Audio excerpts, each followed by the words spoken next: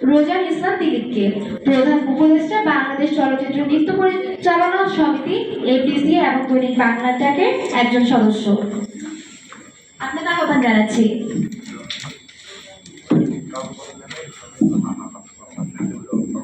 দৈনিক বাংলা ডাকে ১৭তম বর্ষপূর্তির আজকের অনুষ্ঠানে সম্মানিত সভাপতি এবং আজকের অনুষ্ঠানে আলোকিত অনুষ্ঠানের প্রধান অতিথি এবং আমার প্রিয় ভাজন উদ্বোধক, আমাদের উদ্বোধক এবং প্রধান আলোচক এবং নির্বাহী আমাদের সম্পাদক, আজকে বাংলা ডাকের পরিবারের সকল সাংবাদিক এবং সদস্যবৃন্দ, আসসালামু আলাইকুম।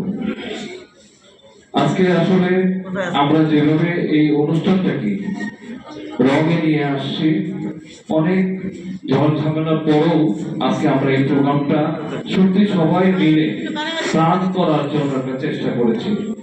আমাদের আজকে ধন্যবাদ দিতে হয় এই প্রোগ্রামকে, যে আজকে আমাদের সম্পাদক এবং আমাদের নির্বাহী সম্পাদক এবং এই পরিবারের সকলকে প্রাণঢালা অভিনন্দন যে আজকে আমরা আপনাদের মাঝে আসতে পেরেছি। সবাই মিলে একটি অনুষ্ঠান আমরা উপভোগ করছি।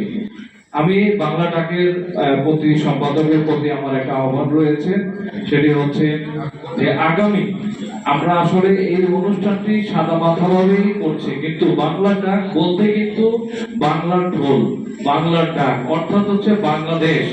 আমরা বাংলা ডাককে সাংস্কৃতিকের অনুষ্ঠানের মাধ্যমে বড়ভাবে আমরা একটু বড় অনুষ্ঠান করতে চাই আগামী মাসে 16 ডিসেম্বরের উপলক্ষে, যে বর্ষপূর্তি হবে আমাদের কালচার প্রোগ্রামে সাজানো। আজকে বিশেষ করে আমার অ্যাডভোকেট সাহেবের যে বক্তব্য সত্যি চমৎকার।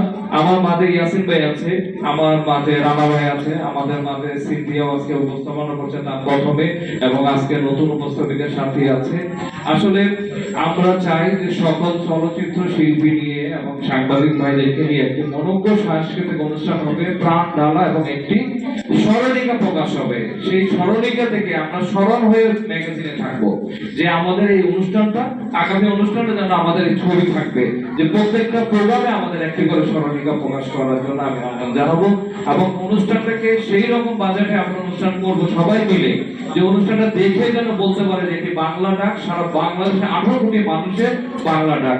এই বলে আমি আমার বক্তব্য শেষ করছি এবং সকল সদস্যবৃন্দকে আমি ধন্যবাদ জ্ঞাপন করে আজকের অনুষ্ঠানের উপস্থাপিকাকে বিশেষ করে ধন্যবাদ দিচ্ছি। তুমি এগিয়ে যাও, আমরা সবসময় তোমার পাশে আছি।